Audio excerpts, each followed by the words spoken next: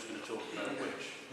But certainly it was nice, Tansy, to get off to such a good start. So if that's the piece, our next speaker is probably going to talk about all three of the other subjects: crime, young people, politics in some way, shape or form.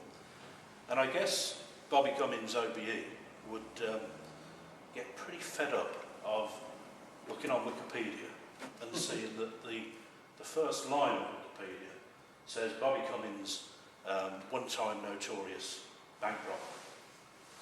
Because that doesn't sum up Bobby Cummings OBE.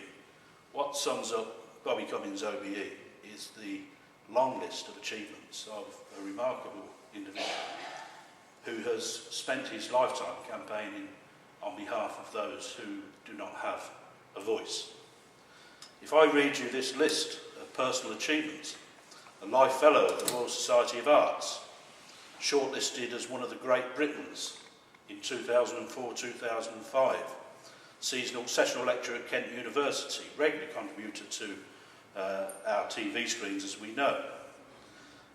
He was awarded an OBE for his devotion to working with offenders, bringing together the tide of change with and within and without the criminal justice system. Honorary Master's degree awarded by the Open University, voted one of the top 1,000 most influential Londoners. In the top 100 in people who make Britain a happy place to live. I thought that was wonderful. I'd love to be in the top 100 of people who make Britain a happy place to live in. His charity Unlock has been awarded various honours. It's in the top 5 national charities as decided by The Guardian.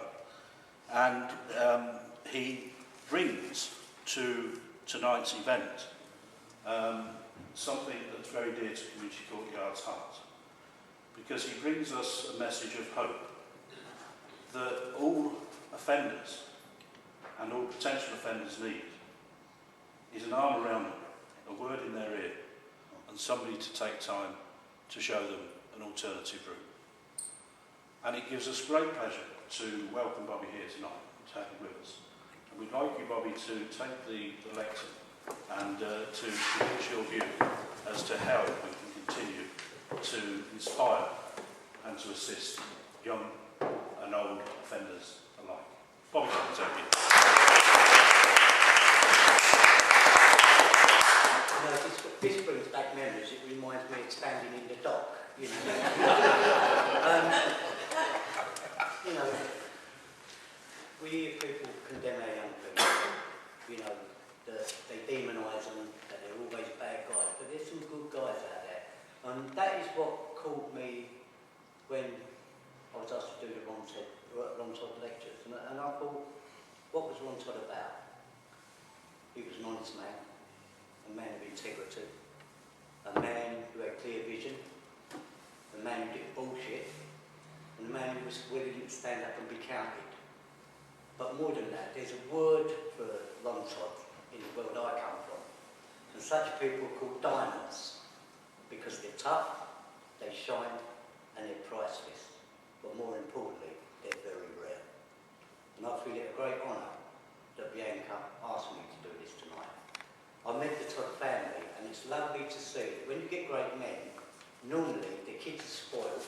They go to Oxford and Cambridge, and they're spoiled rotten, and they lose the family values. One thing I can say about the Todd family, Peter, Bianca, the family, they've kept their values, and they've kept them strong and true. And I think that's the greatest honour that anyone could give to Ron Todd. As for myself, when I met the Queen, she said to me when I got my OBE, I've never met anyone like you. You've got quite a colourful background, and I thought that was a really posh way of saying, my God, have you got a lot of form? I really like that. And I thought, what am I doing here? What am I doing here? I do what I do because I believe in what I do. I do what I do because I don't want another young person going through what I went through. I was the youngest person in Britain to ever get done with a sawn-off shotgun.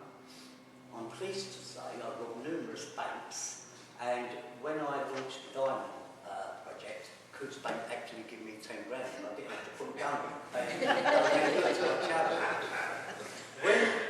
I've also been a specialist advisor for the House of Commons on the Fair Select Committee and the House of Lords. And I had one Lord say to me, Bobby, from where you came from, I call you cheeky bugger, he said, from where you came from to where you are now, how do you feel? And I thought about it and I said, I feel really at home. He said, do you? I said, yeah, I've dealt with gangsters all my life. And that was very true. But Tandy talked about weapons of mass destruction, and I've got to totally agree with you. We've got kids sleeping on the street. Go through Victoria, when I go to Parliament Place like that, I see kids laying on the street. I see people with addiction problems, I deal with people with addiction problems, alcohol problems, and all the rest of that. And I think to myself, shame on us for standing for that. Because we put these people in power, and what they're doing, they're plundering the boxes. You know, the House of Lords and the House of Commons have got a new name, it's called the House of Frauds and the House of Common. And you get all these people that are lining their own pockets. Now, a true politician is someone who acts in the interest of society and the interest of the people. But what we've got now is people that are acting in their own interest, in the interest of the party, and the people are just a pleb to go along with it. Now, we look at the money spent on weapons of mass destruction. And as Tandy said, they could be spent on schools, they could be spent on the NHS, we could wipe out our debt. And what do we need these weapons of mass destruction for? I mean, I needed a gun to rob banks because they wouldn't give me an overdraft, but what do we actually need these weapons of mass destruction for? Right? We live on a little island that is bleak and nasty, mostly like Daily Mail readers. It's bleak and nasty. And what we got to, that anyone wants to nick off us, not a lot. Where if we was investing in our young people today, in their education, in their well-being, in our older people today, it's not just about young people, everyone is being neglected. And what they're really good at is divide and rule. If you own a house and you've got 2.5 kids, you're a success. But if you're someone who works in a nursing home, or you work with, you know, Oxfam, or you work with C&D, then you're sort of not in the crowd. We say this is a Christian and democratic society. There are 90,000 people in prison who have no political voice at all. Right?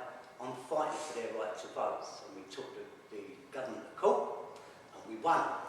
And then they took us back to the Grand Chamber. And I was sitting with Tony Blair at the time, and I said, I will get votes. And he said, not on my watch. And I said, watch me do it. I'll see you in court. And we won again. And it took us back to the Grand Chamber. I never even knew that. I've heard of, you know, bathroom chambers, and that they've got so many chambers in the Court of Human Rights. It's untrue. And we won that vote. I'm now fighting for the young people. If we don't invest in our young and in the future of our young, then we will be victims of that future. And when we say to our children, you don't respect us, why should they when we don't respect them? We don't give them a voice. We don't invest in their future. All the politicians and lords in Parliament all have their education free, and yet our kids are going out with a 30 grand debt. And that is why I'm backing hoodies for goodies in Courtyard, because it's not just about people talking, it's about people doing. And if you go into the Houses of Parliament and the Houses of Lords and hear what they talk about now, if I was in the manure business, I'd be a millionaire for the bullshit that comes out there. It turns out really lovely roses, but it don't do a lot for our young. Now, these young people, we talk about drug problems, we talk about alcohol problems, crime on the street. But it's all right for David Cameron to say we're in it together. Well, I'll say to Cameron, we'd love to be in it together with you, with your bank account. But you can't say that to a mum who lives on a council estate and can't buy her kids a pair of shoes. You know?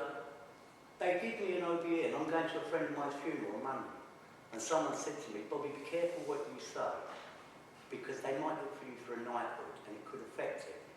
And I said, do you think I'm going to turn my back on my best friend, who's Charlie Richardson, when I'm doing the speech at his funeral and organising the security? They said, they call you a gangster. I said, I am, but so are politicians. We're all in the same boat.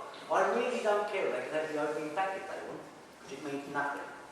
But what means something to me when I see a child succeed, when the child gets a good education, it's got a roof over its head, and it wakes up in the morning with a dream under its pillow and not a gun under its pillow. because I've been there. I've been one of those kids on that estate. And all these things they say I've achieved, let me tell you, I'm no different to them and I'm nothing special, you know. But if you want people to achieve, you've got to give them a level playing field. And you've got to give them the opportunity to reach their full potential. And that is what Ron Todd is about. It's about level playing fields, giving people a chance to reach their full potential, to reach their dreams, and not be trod down and told them they're worthless. If you tell someone they're worthless so many times, then they accept that role. Our kids to us today are our future. We must invest in that future, and as we talk about weapons of mass destruction, I mean, what is this politicians, what are they all about? You know, they're kamikaze pilots. They're bent on destroying genocide of humanity. That's what you're talking about here.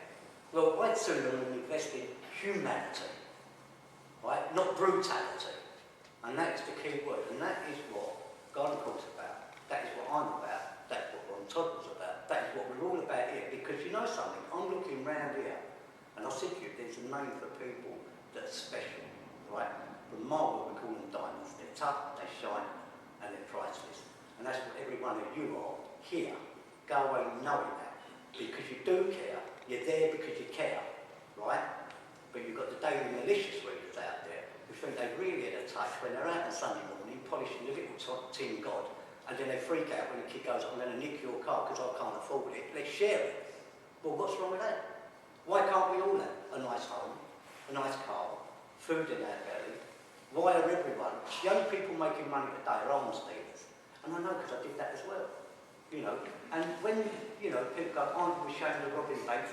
No, I'm really pleased about it, because then the bastards are robbing homes, taking homes off people. Do you know, I loved it. I really enjoyed doing it. And I'm sorry, the only reason I gave it up was in the 60s, platform, well, in the 80s, platform shoes went out of fashion, and I found it very hard to look over the counter, because I'm only but, having said that, you know, they called me a gangster and I'm a robber. It's right, James said, these people are pillaging countries. You know, next to them, I look like a gas meter bandit, and I've got 13 banks, and I was quite good at it. So when you look at it, what we got in government, they give us stats.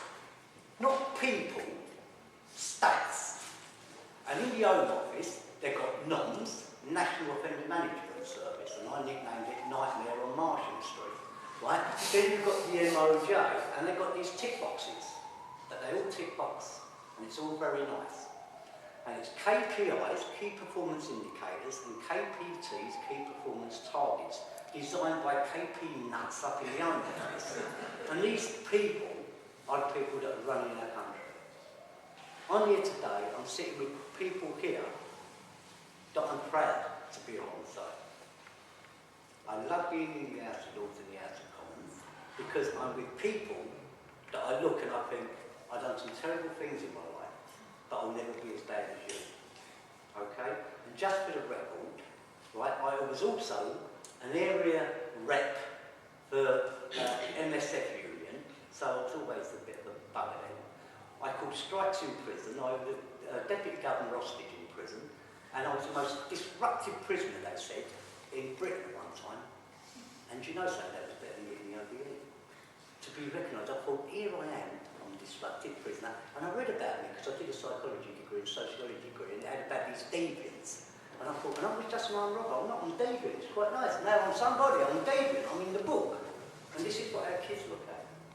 What am I going to do in my life? They go to a job centre, and they say, I need a job. Well, there ain't no jobs, just take the money. That's what you're all worth. I want to see kids in trades, I want to see kids in training, I want to have parents letting their kids out in the street, and where kids are humanised, not brutalised, not stabbing each other. It's my mothers that are crying, my kids that are dying, and the politicians are plundering the box, and they all live in nice houses. And they talk about my people, they know the theory, right? And that is all they know. I lived it. What I'm telling you is true, right? If you don't want your houses burgled, and you don't want your children killed on the streets and your mother's grieving, then education is our kids' liberation. And that was what Ron Todd was about. Liberating them away from a life of misery and crime, and that's what I'm ever so much for listening.